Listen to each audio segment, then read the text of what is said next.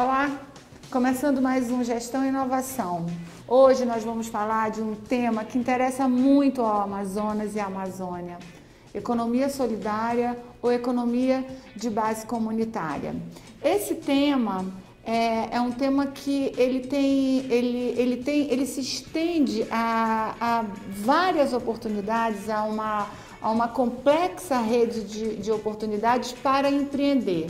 Aqui comigo o professor Daniel Armon, doutor em administração, e que vai falar um pouco sobre essas experiências, um pouco sobre o conceito de economia solidária, e que a gente consiga criar um link entre isso e as oportunidades de negócios na Amazônia. Não é, Daniel? É prazer receber você aqui de novo. Bem-vindo. Obrigado, Ângela. Obrigado. Eu acho interessante esse tema da economia solidária e como você apresenta ele, a importância dele para o contexto do Amazonas e da Amazônia, né? Eu realmente tive contato com esses conceitos, essas noções de economia solidária ou economia de base comunitária, exatamente na época do doutorado, né?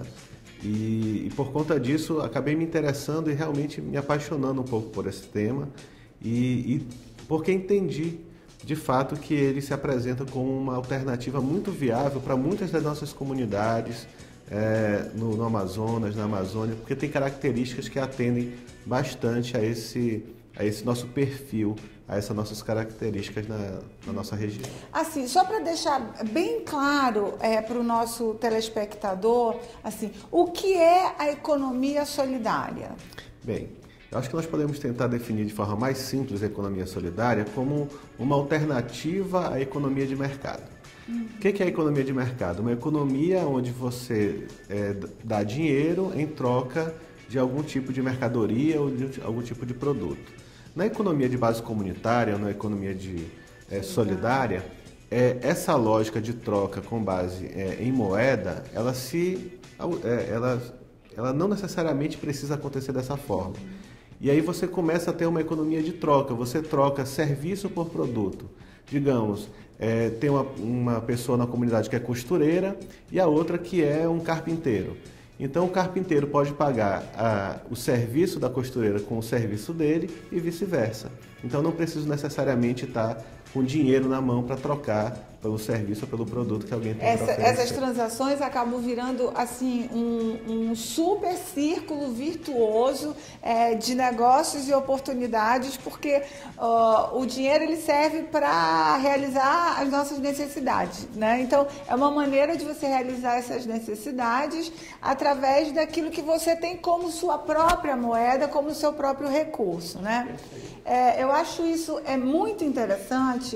Haja vista o tamanho da nossa região e as dificuldades de acesso e as dificuldades que a gente tem, de alguma maneira, repercutido sempre aqui no Gestão e Inovação, as dificuldades de você instalar uma infraestrutura ou instalar condições de realizar, de empreender, ou mesmo de deslocar capital humano para que essas comunidades recebam esse conhecimento, né?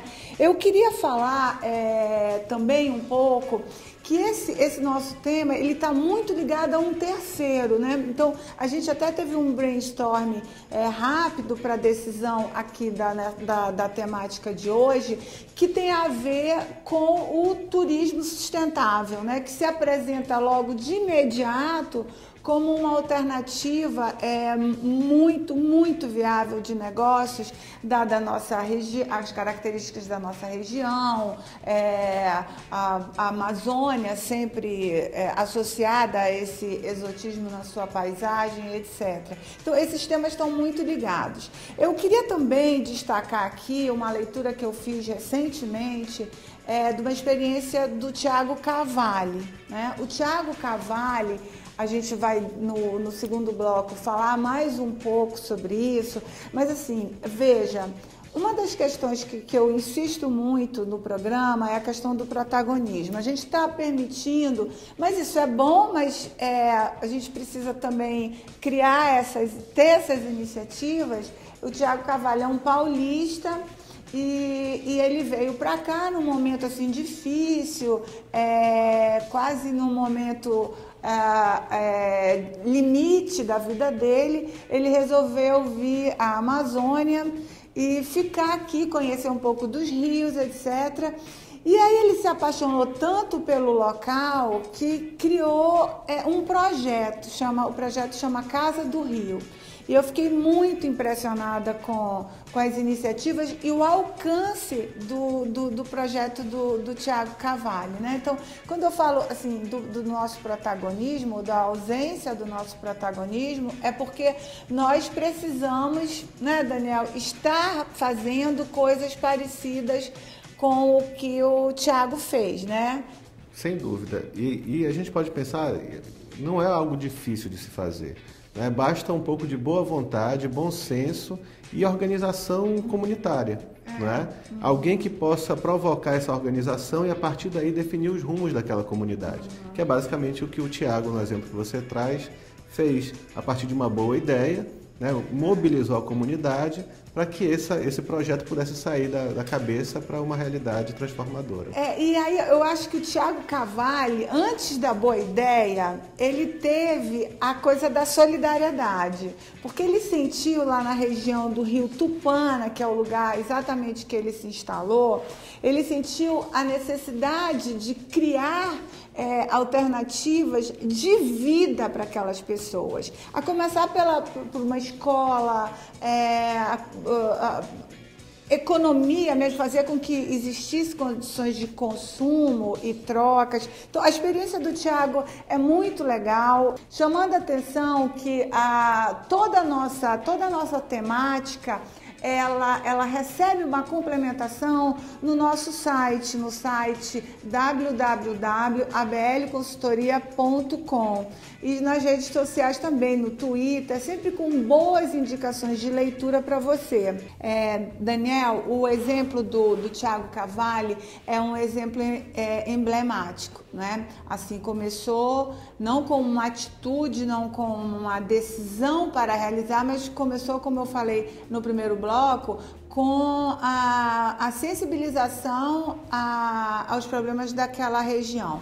E aí você fala que na economia solidária, de base comunitária, as trocas se dão de formas diferentes. Então, essa palavra troca, ela é especialmente importante nesse processo. Então, não só a troca de expertises, né, assim, de saberes, como a experiência do Carvalho mostra lá na frente, de uma senhora que ele conheceu, que sabia lidar como ninguém naquele lugar com os chás, com as plantas, né? E ele ficou uma pessoa que é de São Paulo, um cara super urbano, né? É bom destacar que o Thiago, isso fez a grande diferença do projeto dele. Ele tinha um network, uma rede de contatos espetacular. Vamos falar um pouquinho sobre isso, né? Assim, os países que ele conseguiu trazer, ele trouxe gente do mundo inteiro, né?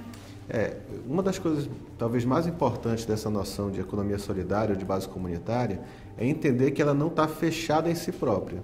Né? Eu não preciso ter uma comunidade que enxerga só a si mesma como uma forma de subsistência, uma forma de manter ou de sobreviver. Né?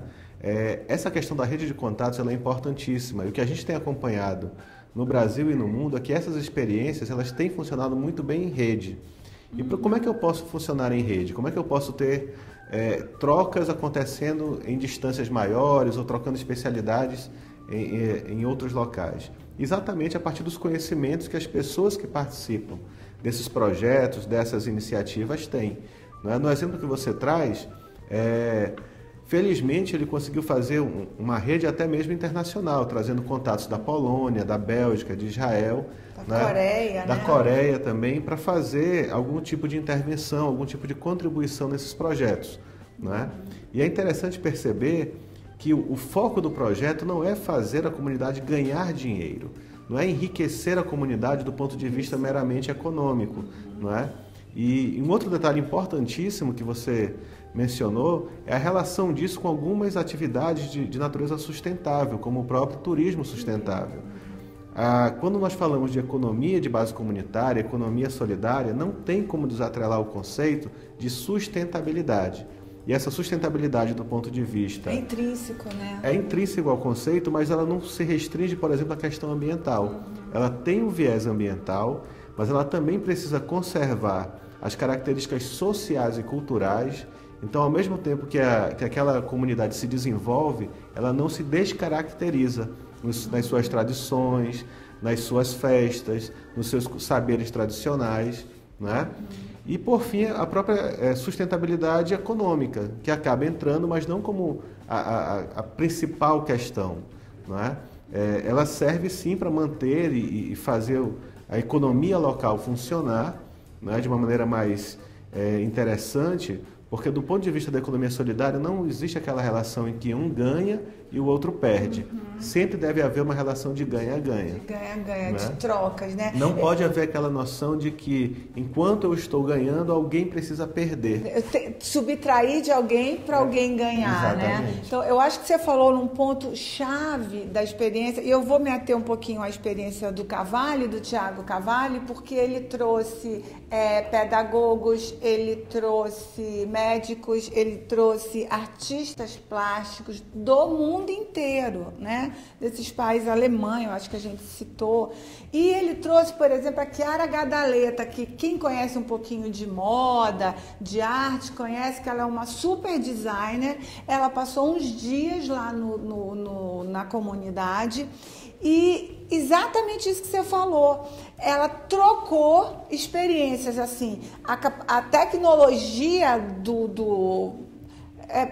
parece até dissonante, né? A tecnologia do artesanato, mas assim, as técnicas de artesanato, e ela ouviu da comunidade os seus saberes, os seus recursos, assim, a capacidade de extrair algum material legal, né? Que pudesse, inclusive, ser comercializado fora. Então, cria uma via de duplo sentido virtuoso, né? Num círculo virtuoso mesmo, e mantendo essa coisa da originalidade e mantendo, eu acho que a coisa de escolher bem o grupo, o network, todas essas pessoas que foram ao Tupana, que continuam indo à Casa do Rio, elas têm um compromisso com a economia solidária. Isso é muito legal, né? Eu estava lendo aqui uma experiência do Philip Ip, que é um serigrafista, um artista. Ele fez serigrafia, ele ensinou a fazer serigrafia nessa escola que o Tiago criou. As crianças se inspiraram nas técnicas do Philip Ip e depois elas eram vendidas e revertidas ao projeto, né? O lucro era revertido ao projeto. Então, cada uma dessas iniciativas no campo da arte, né, da cultura, tudo isso que envolve música, a gastronomia, a medicina, né? A medicina, essa senhora que ensinou ao Tiago e ao amigo que o acompanhou na primeira expedição do Tiago, podemos dizer assim, ensinou assim, ele não sabia exatamente quanto tempo ele ia passar, né? Então, lógico, ele teve dor de cabeça, ele teve dor de estômago, ele teve uma série a adaptação dele à Amazônia não foi tão fácil. E ela conseguiu ensinar para ele como tratar disso ali na frente dela, né? Com o que ela plantava e com o que ela extraía. A gente tem uma riqueza tão extraordinária, a gente chama tanta atenção do mundo, eu acho que a gente está precisando refletir um pouco o que nós estamos fazendo, o que é possível fazer e, acima de tudo, uma coisa que você uma vez falou aqui, o que a gente não tem que ficar esperando tanto para o governo fazer. Né? Porque essas experiências, elas são bem-sucedidas porque elas partem de pessoas com muita boa vontade e comprometimento. Eu queria destacar aqui que o projeto do Thiago Cavalli está se transformando numa OCIP esse ano, e que ele tem crescido muito a gente falou que ele tem um network muito legal, né? E que cooperou para esse sucesso, e ele criou uma parceria agora muito estratégica, que é com o Brasil Foundation, que está no mundo inteiro, realiza bailes no mundo inteiro com pessoas muito conhecidas, com artistas, etc., para captar recursos para esses projetos. Daniel, a gente terminou o primeiro bloco falando assim de como inspirar a nossa, né, o nosso Amazônida a tomar decisões parecidas com essa e começar um processo de sensibilização nas universidades, na sociedade em geral, para que a gente multiplique esse tipo de experiência e, acima de tudo, a gente se aproprie desse tipo de experiência. Vamos lá, como que a gente inspira as pessoas para isso? Nosso programa ele tem se concentrado muito na questão do empreendedorismo e da inovação. Mas a gente pode destacar um tipo especial de empreendedorismo, que é o empreendedorismo social. É uma forma de aliar o ganho econômico ao benefício social. E aí você não tem uma métrica apenas financeira, mas você tem métricas sociais a cumprir. Né? De alguma forma, a economia solidária pode se conectar com essa proposta do empreendedorismo social. Na Amazônia nós temos diversas iniciativas já em andamento, como por exemplo na área da inclusão digital, do artesanato, da própria sustentabilidade da gastronomia. Então essas trocas de alguma forma já estão acontecendo, mas não de forma conectada, de forma organizada. Rede, hein, Daniel? Precisa criar exatamente essa rede que a gente tanto comentou aqui, que fortalece, que aumenta as possibilidades, não é? Que faz com que aquela iniciativa ela não fique restrita ao local e de fato possa se expandir por toda a região.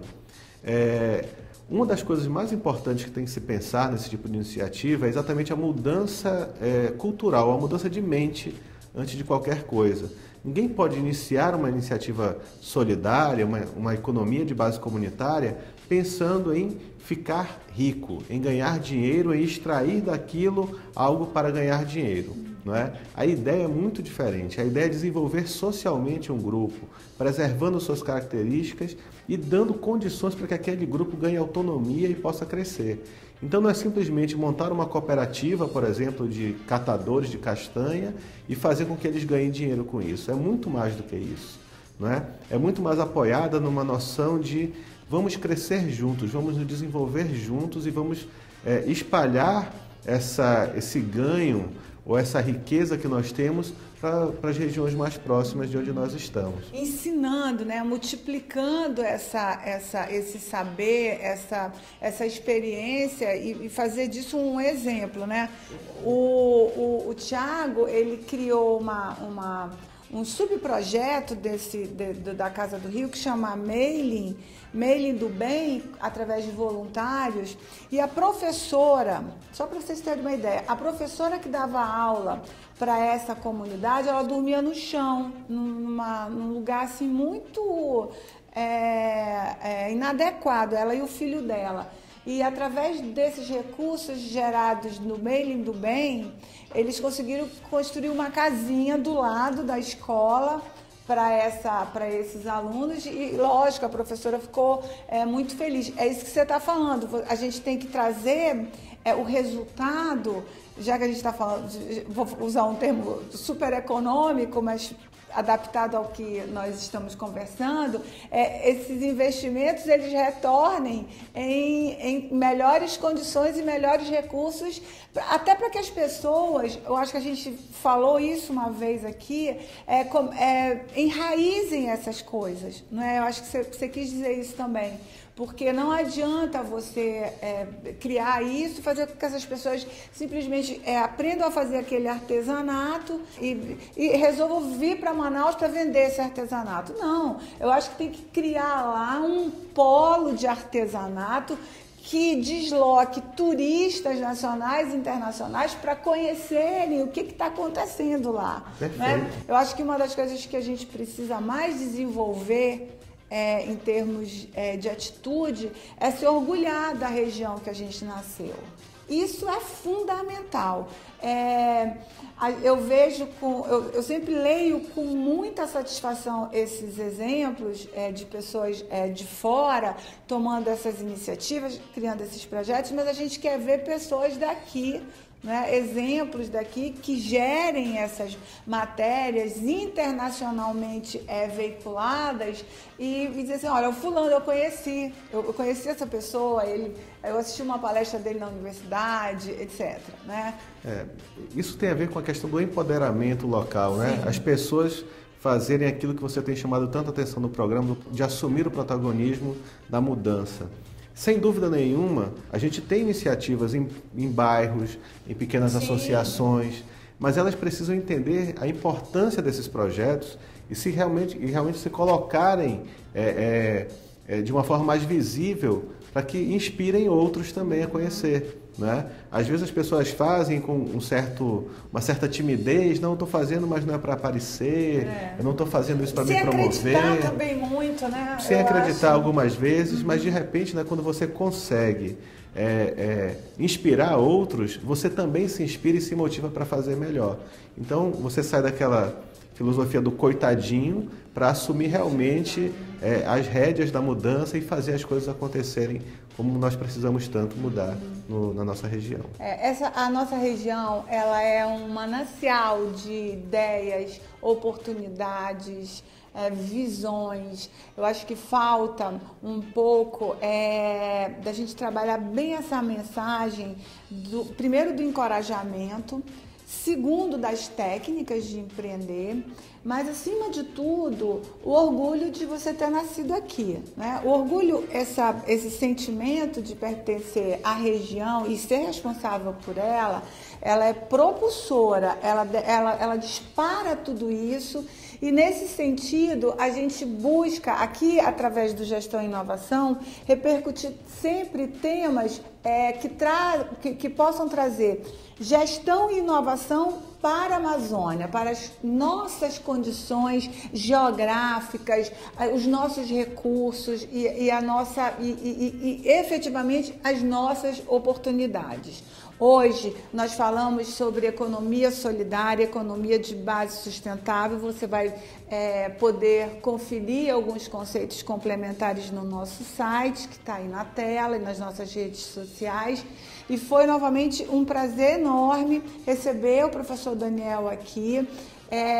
Eu vou só chamar a atenção de um detalhe. O Daniel, em 2013, recebeu o prêmio da melhor tese de doutorado no Brasil, e ele abordou essa questão. Então o professor Daniel, ele vai escrever um pouquinho sobre isso no nosso site, definir melhor esses conceitos sugerir alguns links para que a gente consiga aquilo que é o nosso maior desejo: inspirar você na Amazônia. Obrigada, até o próximo Gestão e Inovação, até lá.